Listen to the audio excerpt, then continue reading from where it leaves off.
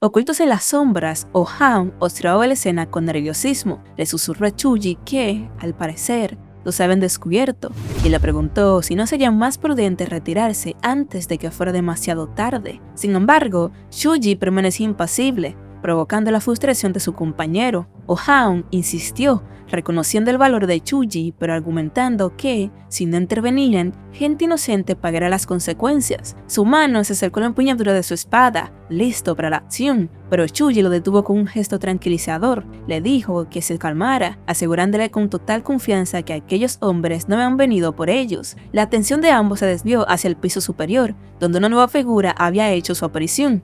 Una mujer de cabello azulado observó la escena con desdén, comentando con sarcasmo que la secta Paedo ciertamente sabía cómo dar una bienvenida ruidosa a sus invitados. Añadió que, en realidad, ella era quien debería sentirse ofendida, y que el hecho de que ellos se atrevieran a atacar primero era simplemente absurdo. Al escucharla, Do-ma-san la reconoció de inmediato como la famosa pirata de Yance. Su tono se volvió acusador mientras le preguntaba si recordaba haber tenido a su hijo bajo su cuidado en el pabellón Bucharu. La mujer, visiblemente confundida, no entendía de qué le estaba hablando, pero su aparente ignorancia solo enfureció más al líder de la secta, quien le gritó que dejara de fingir. Con una furia incontenible, la acusó directamente de ser la responsable de haber dejado lisiado a su hijo. Sin mediar más palabras, el gigante se lanzó al ataque, desatando un golpe devastador con su enorme espada. La mujer esquivó el asalto por poco, y el impacto destrozó la barandilla de madera. La mujer reconoció la poderosa técnica de su oponente, la gran hoja del tirano, admitiendo que su reputación era bien merecida, pero no le importaba lo más mínimo, y se abalanzó sobre él. El choque de acero resonó de nuevo, y tras el brutal ataque, la pirata finalmente reveló su identidad. Se presentó como Hae Bak-yeon, una de las 1000 cabezas de la fortaleza de los bandidos del agua del Yance. La revelación dejó a Do-ma-san sin palabras. En su mente reconoció su rango, una de las 12.000 cabezas. Los comandantes que lideraban a miles de piratas sabía que se encontraba ante la más misteriosa de todos ellos y, para su total asombro, se dio cuenta de que la rumoreada Hae Bak-yeon era, en realidad, una mujer. Hae Bak-yeon, con una calma desafiante, le sugirió que, ahora que sabía quién era, guardara su espada, pero el líder de la secta se negó rotundamente, declarando que no podía hacer tal cosa. Añadió que, sin importar cuán anárquico sea un pirata, existen límites que deben respetarse. Su furia estalló, y envuelto en un oro amenazante, le preguntó si de verdad creía que podía simplemente dejarlo pasar después de lo que le había hecho a su hijo.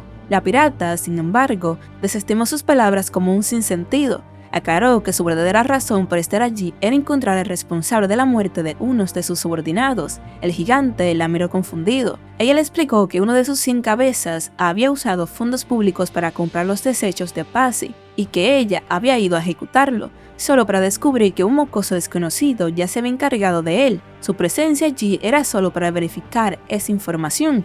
Él, sin embargo, insistió preguntándole de nuevo qué pasaba con su hijo. Ella le explicó que solo se habían visto una vez, hace unos días, para identificar a quienes estaban comprando y vendiendo los derechos, y que, aparte de eso, no existía ninguna otra conexión entre ellos. Tras un tenso silencio, el líder de la secta, después de recibir un susurro de uno de sus hombres, suspiró y le informó que investigaría si lo que decía era cierto. Hae Bak-yeon aceptó, pero le preguntó qué haría él si sus palabras resultaban ser correctas. Do-ma-san le prometió que, si se demostraba su inocencia, se disculparía formalmente y la trataría como un invitado de honor de la secta Paedo. A ella le pareció un buen trato, comentando que eso facilitaría las cosas si podía asegurar la cooperación de la secta. Los presentes, que habían estado conteniendo la respiración, suspiraron aliviados, creyendo que el peligro había pasado, pero justo cuando la pirata se disponía a marcharse, la voz de Do-ma-san resonó en el salón, ordenándole a sus hombres que no envainaran sus espadas todavía. La calma se rompió al instante. Con una furia renovada,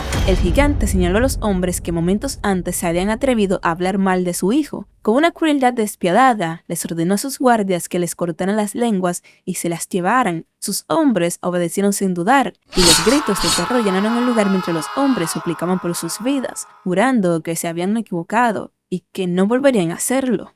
Hae Bak-yeon observó la escena en silencio, completamente asqueada. Pensó para sus adentros que, sin importar cuán poco ortodoxos fueran, cometer tal acto a plena luz del día era inaceptable. lamentó que, si no fuera por las órdenes del líder de su fortaleza, jamás se habría aliado con semejantes bestias. Su mente se desvió hacia su verdadera misión, preguntándose por qué su líder le habría ordenado capturar con vida al hombre conocido como el Abismo de 3 niveles, a Chuji, y por qué le había enviado sola al continente para una tarea tan delicada.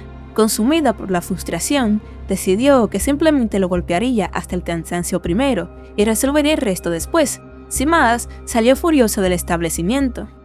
Desde su asiento, Oh-Hound reflexionaba sobre los acontecimientos, la familia Nangun, la fortaleza de los bandidos del agua del Yangtze e incluso la secta Paedo. Con una sonrisa irónica concluyó que, al parecer, Chuji era más popular que él en esa región. Después de un tenso silencio, la mente de Oh-Hound repasaba su precaria situación, mirando a los hombres cuyas lenguas fueron cortadas, retorciéndose de dolor. Concluyó que 3 grupos de perseguidores eran simplemente demasiados. Con una expresión sombría, le propuso a Chuji que, si de verdad querían llegar a Xianjiang sin problemas, probablemente deberían deshacerse de uno de esos molestos invitados. Tras un momento de reflexión, Chuji asintió. Con una calma inquietante declaró que ya estaba satisfecho y que un poco de ejercicio nocturno le vendría bien. Oh-Hound, aliviado por su respuesta, le preguntó cuál era el plan. La estrategia de Chuji era, como siempre, brutalmente simple. Entrarían en silencio y saldrían haciendo mucho ruido.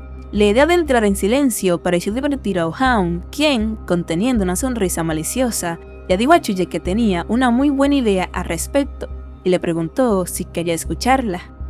La escena cambia en la imponente sede de la secta Paedo. El lugar estaba adornado con enormes coronas fúnebres y un letrero en la puerta principal anunciaba que estaban de luto. Entre los curiosos que se agolpaban en la entrada, corrían los rumores sobre la tragedia. Un hombre le preguntó a otro si alguien había fallecido, y este, bajando la voz, le explicó que el joven maestro Do, quien había estado consumiéndose por un tiempo, finalmente se había quitado la vida, sumiendo a toda la secta en el caos. Su compañero reflexionó que, sin importar cuán problemático hubiera sido, seguía siendo el hijo de su padre. Sin embargo, antes de que pudiera terminar, fue bruscamente apartado por una figura que se abría paso entre la multitud. Era Chuji, vestido con harapos, y también Oh-Hound. Allí, Chuji se detuvo para hacer una última pregunta a Oh-Hound. Le recordó que él solo iba a observar y le preguntó si de verdad estaba seguro de que podía encargarse de todo él solo. A su lado, la voz de Oh-Hound resonó con una confianza absoluta, asegurándole que no se preocupara, pues nunca había fallado ni una sola vez. Al verlos, uno de los guardias les cerró el paso, informándoles que el lugar estaba de luto y ordenándoles que no causaran ninguna molestia. Pero sus palabras quedaron suspendidas en el aire. En un instante, los ojos de Oh-Hound se abrieron, brillando con una luz demoníaca. Con una velocidad inhumana, atacó al guardia con un golpe certero, pero se detuvo antes de golpearlo, y en ese instante soltó un grito que resonó en todo el lugar. Eso que sostenía resultó ser baldes para botar los desechos, y Oh-Hound les dijo que las letrinas deben estar desbordando con tantas personas de luto, y les dijo que venía a vaciarlas. El guardia, tapándose la nariz, se quejaba del insoportable hedor. Otro guardia le dijo a su compañero que no empeorara el ambiente del velorio, y que simplemente los dejara entrar, pues era cierto que las letrinas estaban a punto de colapsar. El primer guardia, aún asqueado, se mostró reacio. Oh-Hound, interpretando su papel a la perfección, les recordó que primero deben ser registrados. Sin embargo, el guardia, superado por el olor nauseabundo, le dijo que lo olvidaran, que se apresuraran a entrar de una vez. Les ordenó que se mantuvieran en la parte trasera del edificio y se aseguraran de que ninguno de los invitados los viera. Con una reverencia exagerada, Oh-Hound aceptó las condiciones, confirmando que lo había entendido. Una vez dentro, se giró hacia Chuji con una sonrisa socarrona y le preguntó si había aprendido algo de la situación. A regañadientes, Chuji admitió que suponía que sí. Mientras avanzaban por el patio, las personas a su alrededor se apartaban y se cubrían la nariz, maldiciendo el terrible olor. Un hombre incluso comentó lo ridículo de la situación. Al ver esto, Oh-Hound no pudo evitar reflexionar sobre la ironía, preguntándose cómo aquellos que dedicaban sus vidas a cometer atrocidades podían atreverse a llamarle inmundicia inmunda. Se dijo a sí mismo de que esa gente probablemente ni siquiera eran conscientes de que eran peores que el propio excremento. Chuji le dijo que se detuviera, pues había detectado una complicación. Oh-Hound le preguntó si se refería a los bandidos del agua del Yangtze, y la expresión sombría de Chuji se intensificó. Confirmó que se trataba de Ha Bak-yeon, la conocida como la 1000 cabezas. explicó su preocupación, explicando que si aquella mujer decidía ayudar a la secta Paedo, las cosas se volverían muy problemáticas. Por eso, necesitaban identificar primero la relación entre ellos antes de continuar con su tarea. Oh-Haon, confundido, le preguntó qué debían hacer. Chuji, con una mirada astuta, citó un antiguo proverbio, explicando que si 3 personas caminan juntas, una de ellas puede ser un maestro, y ya que ellos dos sabían tan poco, les convenía encontrar a una tercera persona que les brindara el conocimiento que necesitaban. Justo en ese momento, un guardia de segunda clase pasaba cerca, y Chuji le dijo a Oh-Haon que lo viera, que para ellos, que saben poco, su maestro estaba por aparecer. Poco después, el guardia yacía inconsciente en el suelo. Chuji, procesando la información que habían obtenido, confirmó sus sospechas. Ae Bak-jeong y Do Mak-sang se habían aliado. Sin embargo, había un pequeño resquicio de esperanza, pues descubrieron que Do Mak-seong residía en el pabellón oeste, mientras que Ha Bak-jeong se encontraba en el este. Con la situación aclarada, Oh-Haon se giró hacia su compañero y le preguntó qué lado iba a tomar. Justo cuando la confusión se apoderaba de Oh-Haon, el sonido de pasos apresurados los alertó. Un grupo de guerreros corría directamente hacia ellos, interrumpiendo su momento de planificación. La repentina llegada de los guerreros le tomó por sorpresa. Uno de ellos, al ver a su compañero caído en el suelo, razonó con incredulidad antes de desenvainar su espada y dar la alarma, gritando que habían intrusos. Sin perder un segundo, Chuji respondió a la pregunta de Oh-Haon, declarando que él se encargaría del oeste. Con una determinación igual de firme, Oh-Haon aceptó, anunciando que entonces él tomaría el este. Deshaciéndose de sus disfraces, ambos se separaron, listos para comenzar su asalto. La batalla comenzó al instante. Los guardias, ahora en alerta máxima, se lanzaron en persecución. Uno de ellos, enfrentándose a su oponente, exigió furiosamente saber quiénes eran. La respuesta de Chuji fue simple y directa, revelando el nombre por el cual era conocido: el abismo de 3 niveles. Por su parte, Oh-Haon, desenvainando su espada con una calma mortal, también se presentó, revelando su propio y temible apodo, la flor de símbolo de la muerte. Los guardias quedaron desconcertados ante tales nombres, sin tener tiempo para procesar lo que acababan de escuchar. Con una velocidad inhumana y sus ojos brillando con un fulgor rojo, Chuji y Oh-Haon se lanzaron a la carga. La noche se llenó con el sonido del acero, mientras los 2 guerreros se movían como espectros entre sus enemigos, acabando con ellos uno por uno. El caos se extendió rápidamente por todo el recinto. Un guardia que se encontraba por allí, alertado por el ruido, apenas tuvo tiempo de reaccionar antes de que un golpe lo alcanzara, silenciando su sorpresa para siempre. Al ver a su compañero caer, los otros guardias identificaron la amenaza y, gritando para coordinarse, iniciaron la persecución a través de los tejados, decididos a atrapar a los intrusos. Chuji corría a toda velocidad, pero pronto se vio acorralado. Un grupo de guerreros saltó frente a él, uno de ellos declarando con confianza que acá sería su fin. Sin embargo, Chuji se detuvo por un instante, evaluando la situación, pero en un instante acabó con ellos con igual facilidad. Aterrizó con agilidad frente a un gran pabellón, dejando atrás un rastro de caos. Apenas tuvo un momento para recuperarse cuando las puertas se abrieron y un nuevo grupo de guardias emergió, bloqueando el paso. Un hombre que parecía ser el líder del grupo se adelantó, preguntándole con seriedad si él era el legendario abismo de 3 niveles. Otro guerrero a su lado comentó, sorprendido, que era más joven de lo que había imaginado. El líder, sin embargo, no se dejó engañar por su apariencia, recordándole a sus hombres que estaban frente al villano responsable de la caída del Lord Yuk-tok y del joven maestro. Les ordenó que no bajaran la guardia y que atacaran todos a la vez. Los guerreros obedecieron, lanzándose en un asalto coordinado. Chuji se movió con una destreza increíble, esquivando y bloqueando el torbellino de espadas que lo rodeaba, aunque no logró salir completamente ileso, recibiendo un pequeño corte en la mejilla. Un gesto de fastidio cruzó su rostro mientras pensaba que la situación se estaba volviendo una molestia. Decidido a no perder más tiempo, cambió la táctica. Lanzó su bastón con una fuerza precisa, clavándola en el puente, y usando el arma como punto de apoyo, se abalanzó con una agilidad sobre el borde, escapando del cerco de sus enemigos. Los guerreros, desconcertados, se detuvieron en seco. Corrieron hacia la barandilla, solo para ver cómo la figura de Chuji desaparecía en las oscuras aguas de abajo. Uno de ellos exclamó, incrédulo, si de verdad se había lanzado al río. El líder, sin embargo, soltó una risa de desprecio, convencido de que su oponente era más tonto de lo que parecía. Supuso que el joven creía erróneamente que podría enfrentarlos mejor sin estar rodeado, sin considerar que la ropa mojada solo lo haría más lento. Con una confianza absoluta, ordenó a sus hombres que se prepararan para lanzar un ataque concentrado en el preciso instante en que emergiera del agua. Con los ojos clavados en el agua, los guardias esperaron ansiosos. Uno de ellos, sin embargo, notó una figura extraña moviéndose bajo la superficie y se preguntó en voz alta qué podría ser. Era un pez koi, nadando tranquilamente en el río. De repente, el pez saltó fuera del agua con una fuerza antinatural. Antes de que el guardia pudiera procesar la extraña visión, el bastón de Chuji lo golpeó directamente en la cabeza con un impacto brutal.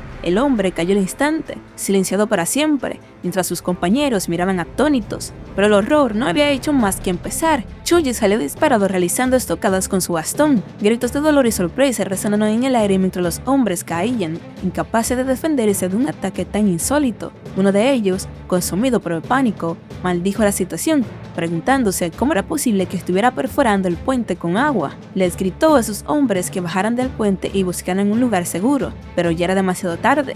Con un movimiento poderoso, Chuji emergió del agua, usando su bastón para crear un torbellino que barrió a los guardias restantes, arrojándolos sin piedad a las turbulentas aguas. Gritos de agonía resonaron mientras eran engullidos por la corriente. Uno de ellos, habiendo sobrevivido a duras penas, tosió violentamente mientras se aferraba a los restos del puente. Con una rabia reflejada en su rostro, buscó desesperadamente al responsable, preguntándose dónde se había metido, pero siendo recibido rápidamente por el ataque de Chuji.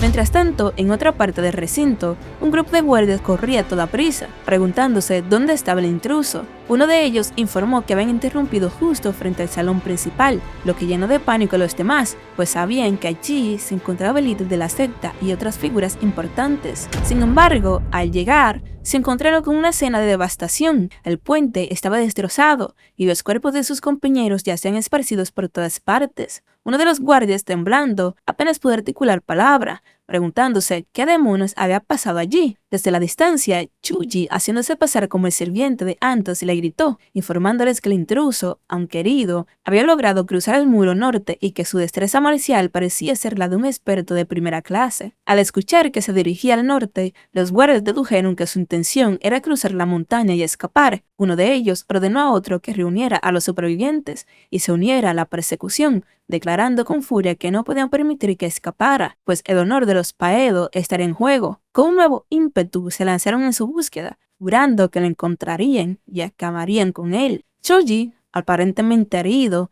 tosía y jadeaba, intentando recuperar el aliento. El líder de los perseguidores se acercó, mirando a su alrededor con confusión, y le preguntó si era el único que había sobrevivido. Él le suplicó que no se preocupara por él y que continuara la persecución. El líder, sin embargo, desestimó su advertencia. Le dijo que no se preocupara, convencido de que, dado el estado del intruso, los hombres que habían atraído serían suficientes para acercarse a él. Apenas terminó de hablar, Chuji lo silenció dejándolo sorprendido. Con una calma escalofriante, le dijo que, si hubiera sido un poco más precavido, quizás habría podido seguir viviendo, pero lamentablemente, su suerte se había acabado.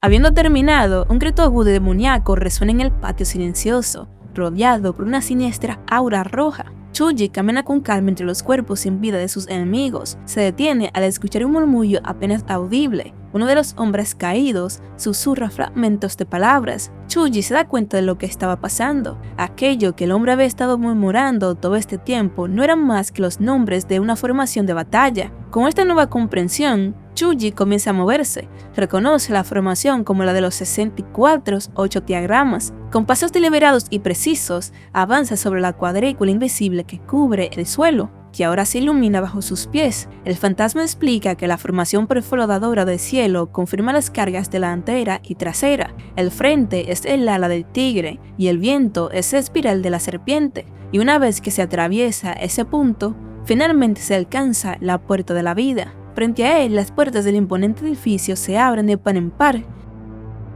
Desde la oscuridad de la habitación, una figura imponente le responde. Le dice que, al verlo llegar hasta allí, no necesita preguntar quién es. El hombre se levanta, revelando una presencia amenazante, y con una calma escalofriante le agradece sinceramente a Chuji. Le da las gracias por haber permanecido con vida y, sobre todo, por permitirle la oportunidad de destrozarlo con sus propias manos. Con una furia contenida que deforma su rostro, le promete que convertirá su carne en cecina salada tallada y lo colocará como ofrenda en la mesa conmemorativa de su hijo. El hombre comienza entonces una explicación sombría. Menciona un término llamado Wan Wa Go Duk. Explica que Wan se refiere a un hombre que ha perdido a su esposa, Wa a una mujer que ha perdido a su marido, Go a un niño que ha perdido a sus padres y Duk a un padre que no tiene hijos. Sin embargo, su voz se quiebra de dolor y rabia al señalar que no existe ninguna palabra para describir a un padre que ha perdido a su hijo.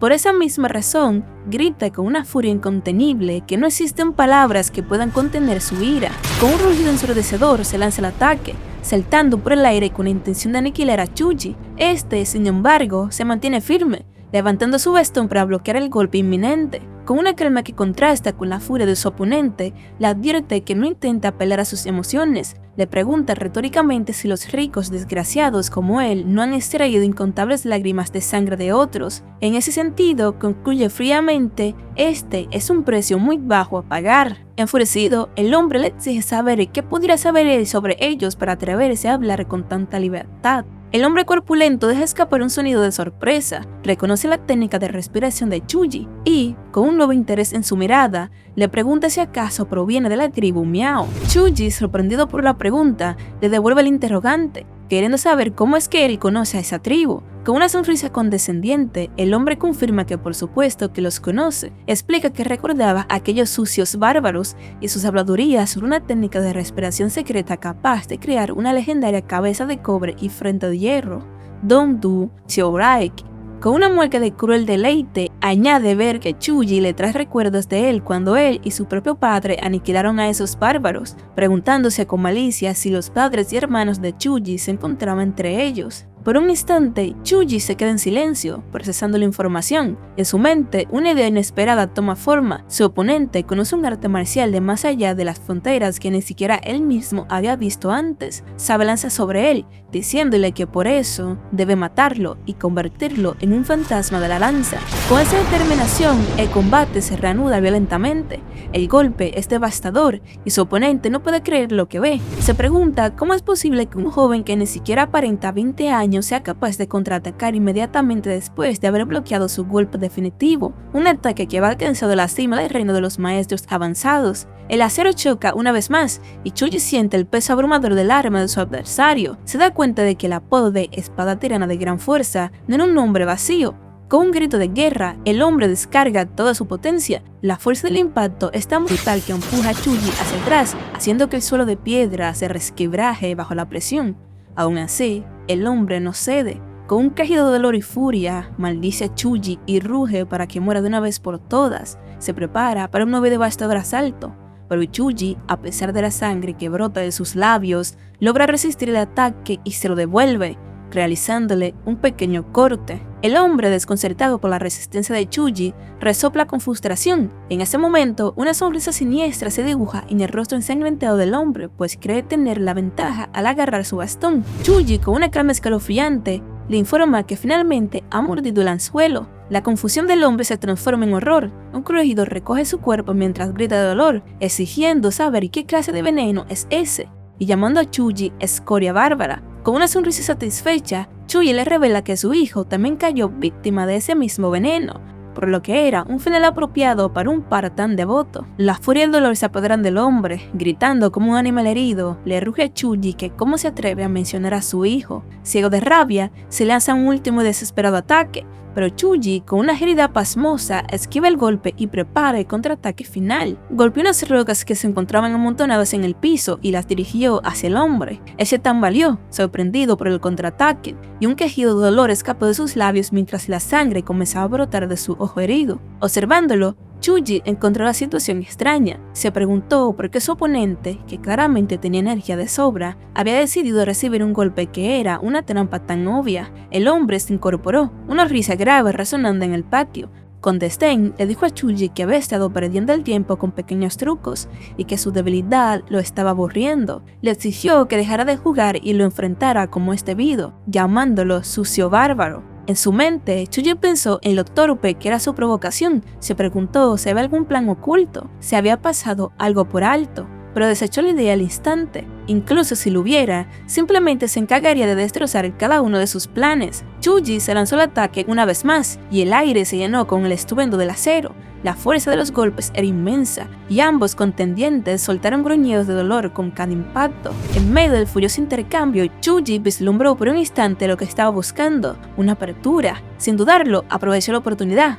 pero mientras se movía, una sensación familiar lo invadió. De repente, todo se detuvo, un recuerdo lo asaltó, una epifanía en medio del combate. Se dio cuenta de que esa sensación era la misma que le había salvado la vida en el campo de batalla incontables veces. Era su intuición. Guiado por este instinto, su cuerpo se movió por sí solo, desvió el golpe que venía hacia él. A pesar del impacto, Chuji fue empujado hacia atrás por la fuerza residual, soltando un quejido de molestia. Desde lo alto del tejado cercano, una figura observaba la escena. Una mujer de cabello azul a su lado suspiró, lamentando que fuera una lástima. Con una voz que resonaba en la noche, le recordó al líder de la secta Paedo la promesa que habían hecho. Al escucharla, Chuji lo entendió todo. Se dio cuenta de que ese era el verdadero objetivo de Do Ma-Xian. Maldijo su suerte al comprender que se había equivocado de escondite. Mientras tanto, la mujer, Hae Bak-yeon, sugirió con una sonrisa cruel que partieran el cuerpo de Chuji por la mitad.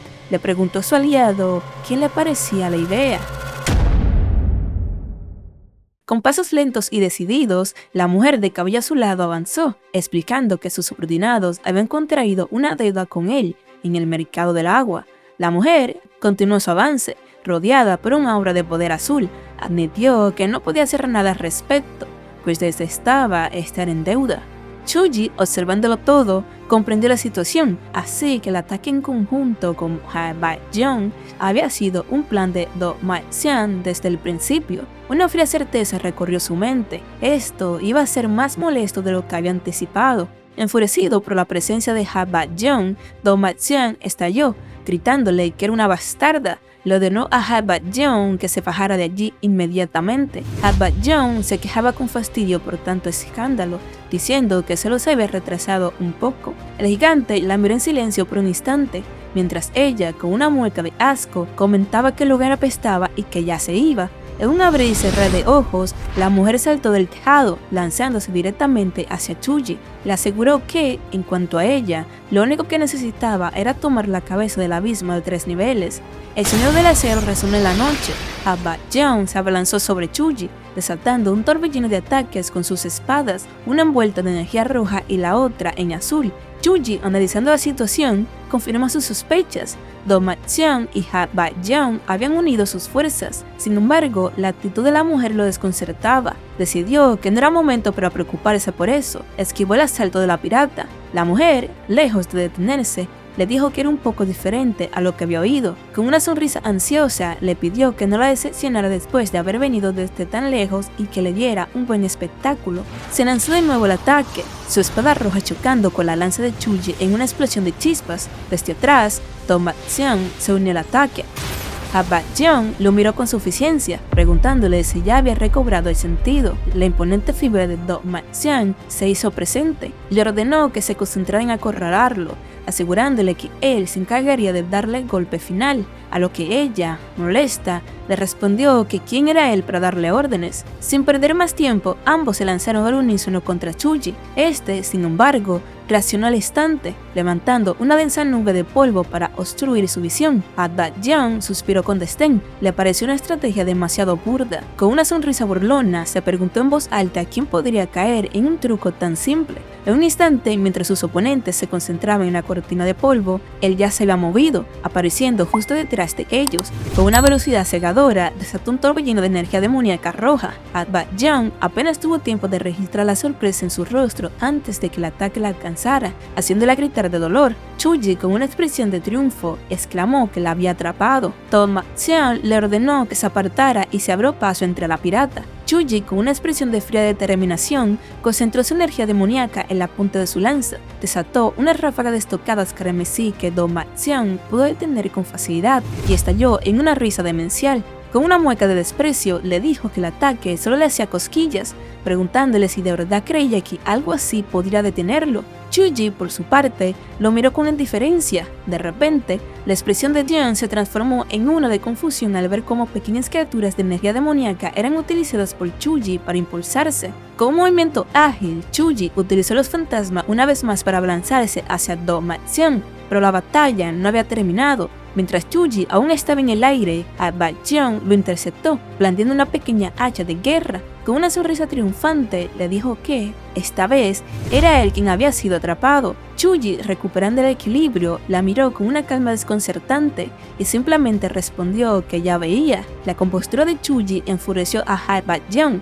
quien le gritó que no se atreviera a sonreírle. En un arrebato de furia y una extraña coquetería, le gritó que era tan apuesto que hacía que su corazón se acelerara antes de lanzarse a la carga con toda su fuerza. El choque de sus armas fue ensordecedor, pero cuando el polvo se asentó, Ba-jeon se dio cuenta de que había golpeado su bastón. Desconcertada, se preguntó dónde podría estar. Una terrible sospecha le invadió, exclamando con pánico que él estaba encima de ella. Y así era. Desde lo alto, Chuji había lanzado una lluvia de proyectiles en forma de estrella que caían sobre ellos.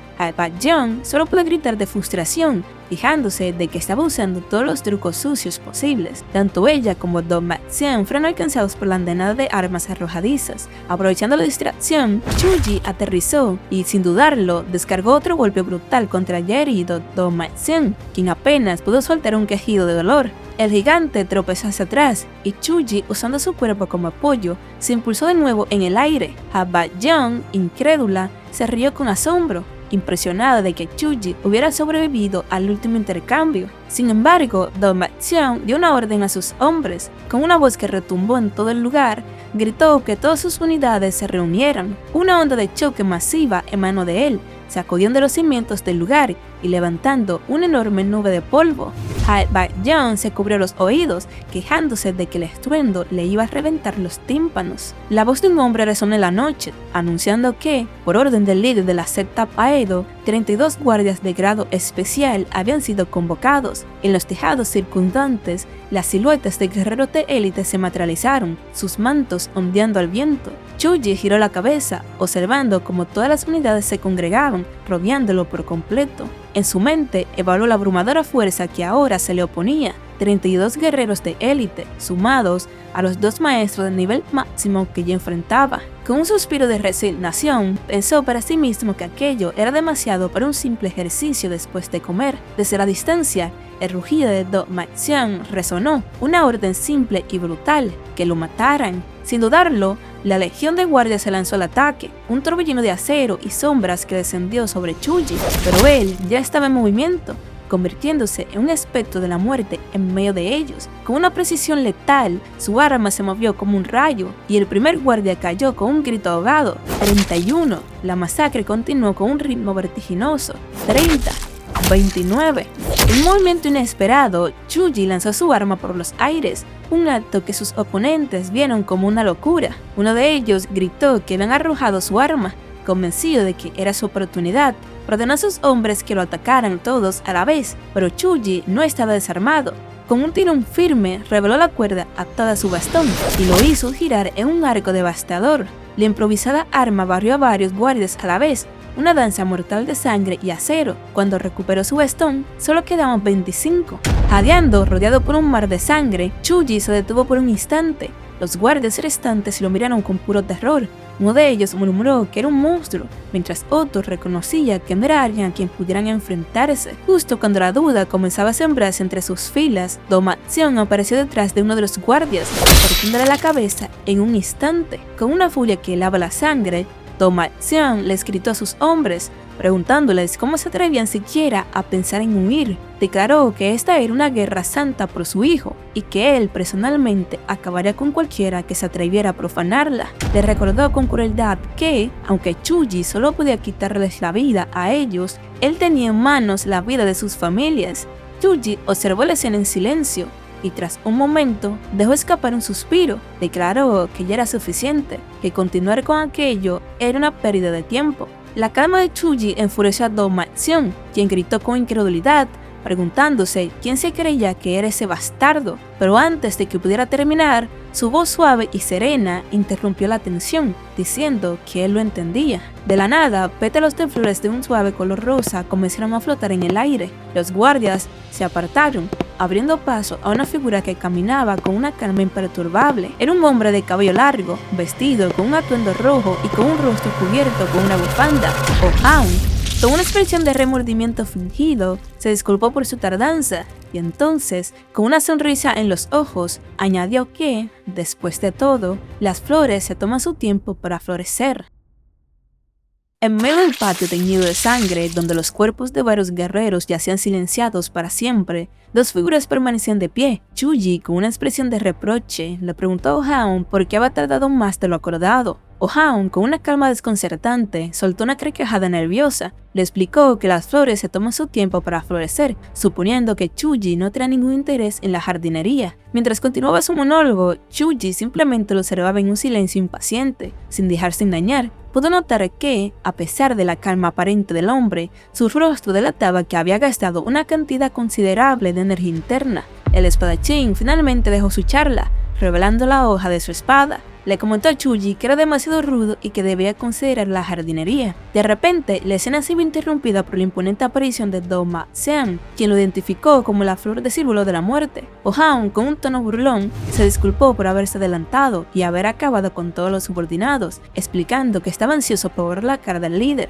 Luego se dirigió directamente al gigante, preguntándole por qué era tan tímido y si se escondía detrás de su gente. Do-Ma Sean, con el rostro contraído por la furia, gruñó que aquel bastardo de un solo brazo ciertamente tenía una lengua de plata. Ohaun, sin perder la compostura, le respondió que era aún mejor acabando con las vidas de sus subordinados. Con un gesto, señaló los cuerpos caídos a sus pies, demostrando que un solo brazo había sido más que suficiente para la tarea. La provocación final hizo que la ira de Do-Ma Sean estallara, quien apenas pudo contener un gruñido de rabia. Ohaun le preguntó a Chuji si aún le quedaban fuerzas. Chuji le aseguró que apenas estaba calentando. Al escuchar esto, el otro sonrió y propuso que se dividieran a los enemigos que quedaban. Con un rápido acuerdo, Chuji declaró que él se encargaría de Do-Ma Sean. Ohaun entonces dirigió su mirada hacia la mujer de cabello azulado que observaba desde la distancia y afirmó que él se ocuparía de ella. La mujer, Ha-Ba-Jeong, pareció confundida al verse convertida en un objetivo. Sin más preámbulos,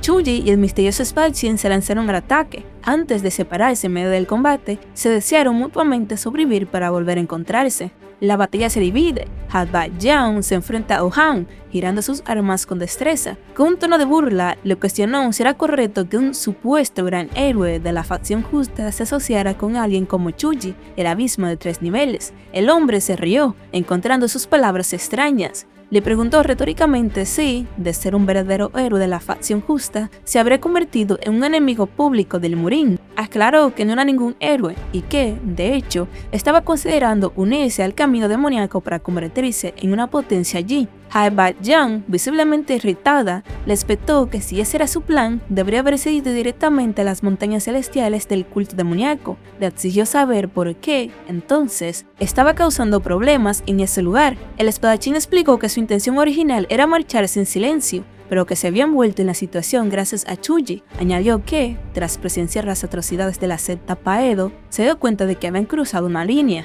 Con una determinación helada, declaró que, independientemente de si él se convertiría en un demonio o no, aquellos bastardos merecerían pagar con su vida ese mismo día, y que su sentencia se extendía también a los piratas que se habían aliado con ellos. Ha-Ba-Jeong suspiró, admitiendo que él también había sido testigo de su barbarie. Sin embargo, se defendió, diciendo que era un poco injusto, ya que su facción se había puesto del lado de la secta Paedo por culpa del mismo Chuji. Ha-Ba-Jeong, dejando a un lado la discusión, fijó su mirada en el espadachín y le hizo una propuesta inesperada. Le preguntó qué le parecería unirse a su bando. Sin embargo, la respuesta fue un rotundo y seco rechazo que la dejó visiblemente molesta. Sorprendida, le exigió una explicación. El hombre, con una calma que la desarmaba, le recordó que el clan acuático del Yance se encontraba en medio de un caos interno por la elección del próximo líder. La revelación la dejó sin palabras y le preguntó cómo era posible que él supiera algo así. El espadachín simplemente respondió que, cuando eres un fugitivo que vaya de un lugar a otro, tiendes a escuchar muchas cosas. Frustrada, Hae Bak-yeon le llamó sábelo todo, pero él continuó con su análisis. Le planteó que, si ella había huido de la lucha por la sucesión siguiendo los deseos del actual líder, y la intención era que reclutara fuerzas externas para reincorporarse a la contienda, entonces aferrarse a una tabla de salvación como ella sería una apuesta increíblemente peligrosa. La lógica aplastante de sus palabras la dejó completamente atónita. En su mente, el pánico comenzó a apoderarse de ella al darse cuenta de que no había pensado tan lejos. Se preguntó qué estaría tramando el anciano líder, quien parecía tan desesperado por echarla, y la frustración la consumió por completo. Recuperando la compostura, Hae Bak-yeon le aclaró que estaba equivocado en algo fundamental. Con una nueva y feroz determinación, le explicó que no había ido allí para huir de los otros bastardos de su clan. Su verdadero propósito era capturar al abismo de 3 niveles, a Chuji, quien le había arrebatado a su presa, Baek-du. Una sonrisa de comprensión se dibujó en el rostro del espadachín. Comentó que, si él estuviera en la posición de Hae, el rango más bajo entre los 12 comandantes, se habría rendido en su operación para convertirse en líder hace mucho tiempo. La puya fue suficiente para hacer estallar a la pirata. Con un grito le ordenó que se callara y se lanzó al ataque, exigiéndole saber por qué hablaba tanto antes de una pelea. El hombre, sin embargo, la encontró decepcionante. En su interior lamentó que la conversación terminara tan pronto, pues con un poco más de tiempo podría haber recuperado por completo su energía interna. El choque entre ambos fue inevitable, desatando una explosión de poder. El gigante, al ver a sus subordinados caídos, los llamó bastardos inútiles y con una furia desmedida pateó uno de los cuerpos, gritando que seguían estorbando incluso después de la muerte. Mientras tanto, Chuji observaba en silencio y el recuerdo de un hombre moribundo acudió a su mente, Ildo, quien se había quitado la vida con la esperanza de que su maestro fuera perdonado. Con una voz fría, Chuji se dirigió al gigante y le preguntó qué había hecho con el cuerpo de Ildo. Do Mak-seon, confundido al principio, recordó al hombre y, con una crueldad escalofriante, le explicó su destino. Por el crimen de no haber protegido a su hijo hasta el final, había ordenado que su cuerpo fuera desmembrado y entregado a los perros salvajes. No solo eso, sino que también había acabado con todos los hombres de su familia y vendido a sus 2 hijas a los piratas, preguntándole a Chuji si no le parecía un final apropiado para un perro que no pudo proteger a su amo. Una sombra cubrió el rostro de Chuji, que murmuró para sí mismo que eran de tal palo, tal astilla. Concluyó que Ildo, en verdad, había elegido el amo equivocado. Do Mak-seon soltó una carcajada demencial, burlándose de sus palabras y preguntándole si un perro que elija a su propio amo seguiría siendo un perro. Con un rugido ensordecedor, alzó su espada, listo para descargar toda su furia sobre Chuji. Envuelto en una aura roja, Chuji sentenció el destino de su oponente, declarando con una frialdad absoluta que su vida terminaría ese mismo día. La amenaza se la avivó la furia de Do Mak-seon. Con un rugido que hizo temblar el suelo, le gritó que incontables bastardos le habían dicho lo mismo antes que él, y juró que le enviaría a unirse a todos ellos. El choque fue inevitable y brutal. El arma del gigante descendió con una fuerza abrumadora, pero Chuji le interceptó con un bastón, el impacto generando una onda expansiva. Do Mak-seon, aprovechando su ventaja física, atrapó el arma de Chuji. Admitió que su oponente era bastante ágil, pero se jactó de que en lo que respectaba a la fuerza, él era muy superior. Desde el suelo, Chuji resopló, comentando que era obvio que alguien de su tamaño poseyera tal fuerza. En un movimiento inesperado, Chuji se deslizó por debajo de su guardia y desató una ráfaga de cortes precisos que impactaron de lleno en el torso de su enemigo, haciéndole soltar un quejido de dolor. Herido y furioso, Do Mak-seon lo llamó una pequeña rata y contraatacó con un poderoso golpe que hizo que Chuji retrocediera. Aterrizó a varios metros de distancia, chasqueando la lengua con frustración al ver que las heridas no habían sido tan profundas como esperaba. Do Mak-seon retrocedió un paso, y en ese instante una duda se sembró en la mente de Chuji. Pensó para sí mismo que algo había sido extraño desde el principio.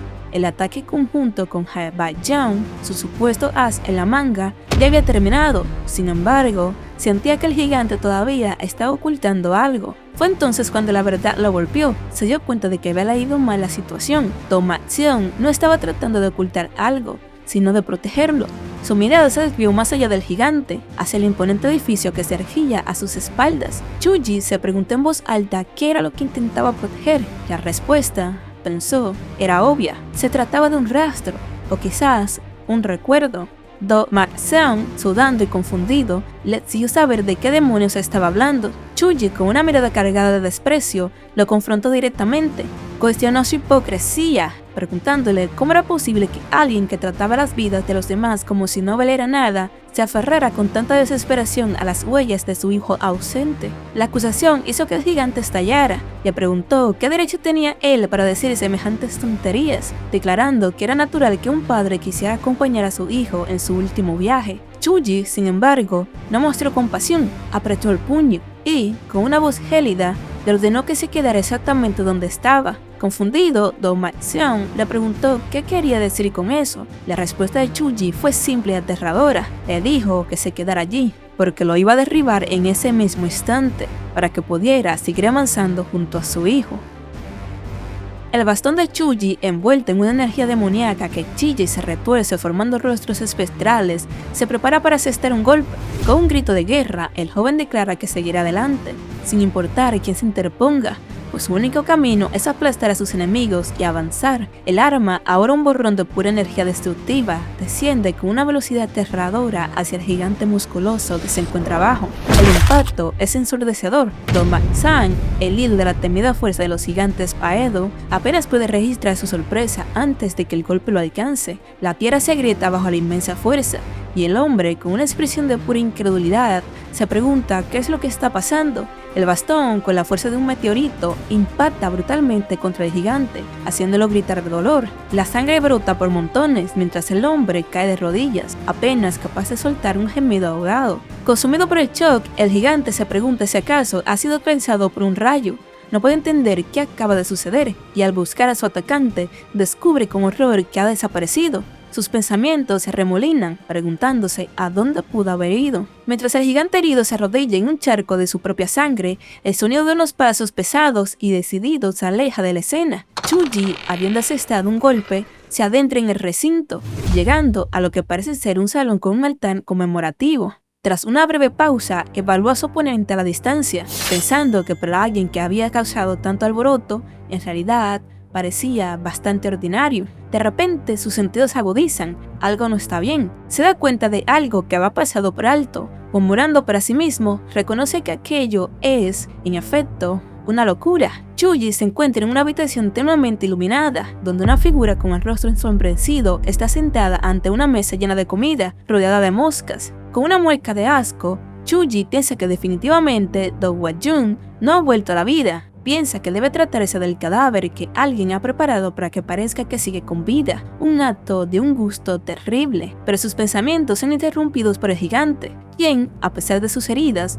se arrastra hacia él, suplicándole con desesperación que no toque la figura sentada. Chuji, alto de la situación, camina hacia el cadáver y el gigante le ruega que se detenga y le pregunta qué cree que está haciendo. Con una calma escalofriante, el joven se pregunta retóricamente qué es lo que está haciendo, para luego revelar su verdadera intención.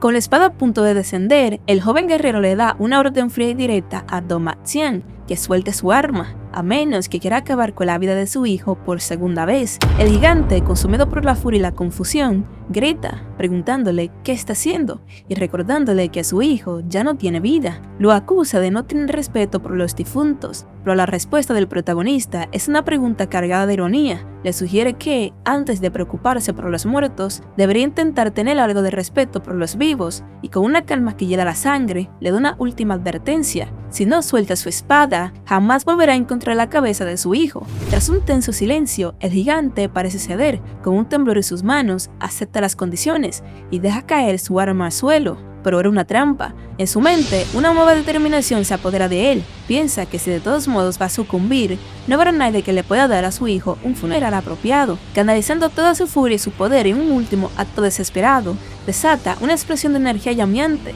dispuesto a eliminar a Chuji. Chuji, sin embargo, apenas resopla con desdén. Su calma es inquietante y comenta para sí mismo que la decisión es bastante racional para alguien que juega con los cuerpos de los muertos. Do Ma-seon, enfurecido, le grita que se equivoca, que está lejos de ser racional. Le explica que, al igual que él, la evaluación que el mundo tiene de él es errónea. Le cuenta sobre los rumores que circulan, aquellos que dicen que en su juventud fue un rival para el Rey del Sable, pero aclara que los rumores están equivocados, no fue un rival. Por un solo día en su juventud, el rey del sable se arrodilló a sus pies y admitió su derrota. Mientras Chuji reconoce la energía como ki astral, el gigante revela que este es el movimiento final que doblegó al rey del sable. Con un poder capaz de arrancar montañas y un espíritu que puede cubrir el mundo, se prepara para una apuesta decisiva. Desde la distancia, Chuji observa la abrumadora demostración de poder, reconoce que las afirmaciones del gigante no eran una simple fanfarronería, y se pregunta si acaso está a punto de trascender el reino de los maestros al borde de la muerte. El gigante grita su juramento, acabará con su enemigo y salvará a su hijo, pero la respuesta de Chuji es sombría y definitiva. Le informa que, desafortunadamente, eso no va a suceder. En medio de su ataque, el cuerpo de Doma Xion se detiene bruscamente, con una expresión de incredulidad, grita de dolor, sin entender por qué su cuerpo le falla de repente. Chuji le recuerda si acaso ha olvidado algo, le explica que tanto él como su hijo fueron víctimas de su sangre contaminada, y la única razón por la que tardó más en hacer efecto en él fue por su enorme tamaño. Con el plan revelado, Chuji admite que, debido a la demora, tuvo que montar toda una actuación. El gigante siente como su verdadera energía se disipa, el pánico lo invade al pensar que si sucumbe allí, su hijo quedará desamparado. En ese instante, Chuji procede a utilizar su terrible técnica, pronunciando el nombre de Doma Xion. El gigante suelta un gemido de dolor. El nombre del gigante resuena una vez más mientras la sangre brota de su ojo. Doma Xion yace de rodillas, derrotado. Chuji, ahora empuñando su lanza de pura energía demoníaca, pronuncia el nombre una última vez antes de desatar un golpe final que desintegra al gigante, poniendo fin a su existencia. Chuji se yergue sobre el cuerpo derrotado, sosteniendo un bastón ensangrentado, pero el gigante, aunque vencido, aún se aferra a un último hilo de vida. Con voz débil, le pide que espere un segundo. Entre jadeos de dolor, el padre destrozado hace una última súplica. Le ruega a Chuji que le permita celebrar el funeral de su hijo con sus propias manos, explicando con desesperación que es el único que queda para hacerlo. Chuji lo observa en silencio por un momento, su rostro impasible. Finalmente responde, diciendo que lo entiende, pero su clemencia viene con una condición. A cambio, le exige a Doma Xion que, mientras pasa al otro lado, se disculpe con todas las personas a las que atormentó y les arrebató la vida. En el instante en que Chuji concede su petición, el cuerpo del gigante es envuelto por una energía oscura y carmesí. Las almas de sus innumerables víctimas se materializan, riendo de forma macabra al ver el estado en el que se encuentra. Los espíritus lo rodean, atormentándolo, mientras el gigante, en su agonía, solo puede balbucear disculpas una y otra vez. Una de las almas se burla, celebrando que el padre y el hijo estén pereciendo juntos. El coro de disculpas del gigante se desvanece mientras su esencia es consumida por completo. Con sus últimas fuerzas, Xion se arrastra hacia la habitación donde yace el cuerpo de su hijo. Con un esfuerzo monumental, levanta al joven en sus brazos, murmurando su nombre, acaricia su rostro y, con el último aliento, le dice que lo ama, que en ese otro lugar, finalmente descansa en paz. Detrás de él, la figura sombría de Chuji, la encarnación de la muerte, levanta su arma y la deja caer. Las llamas comienzan a devorar el edificio, consumiendo la trágica escena. Afuera, en medio del caos, Chuji se aleja con calma de la fortaleza en llamas. De repente, Oh-Han aparece a su lado. Él le dice que ha llegado tarde. Chuji le pregunta por el paradero de Hae Ba-jeon, la pirata del caballo azul. Con indiferencia, Oh-Han le informa que escapó, a lo que su compañero simplemente asiente. Observando las llamas, Oh-Han reflexiona sobre la naturaleza de los padres. Comenta que es natural que un padre ame a su hijo, pero que si el propio hijo es tan preciado, también se debe reconocer el valor de los hijos de los demás. Concluye que Doma Xion fue un necio por no entender algo tan simple, lo que lo llevó a destruirse a sí mismo y a su hijo. Chuji, sin embargo, lo corta, diciéndole que no hay tiempo para sentimentalismos y ordena que se muevan rápido si quieren colocar los avisos. Oh-Han, intrigado, le pregunta a qué se refiere, suponiendo que planean exponer las atrocidades de la secta Paedo. Mientras caminaban hacia la noche, Chuji le aclara que eso es solo una parte del plan. Su verdadero objetivo, revela con una fría determinación, es provocar a los perros de la Alianza Morin para luego aniquilarlos. La audacia del plan arranca una carcajada de Oh-Han. Con una nueva admiración en su mirada, le pregunta si alguna vez le ha contado algo sobre sí mismo. Mirando a su compañero con una sonrisa cómplice, declara que Chuji está, sin lugar a dudas, completamente loco. Juntos se alejan, dejando atrás un rastro de fuego y cenizas.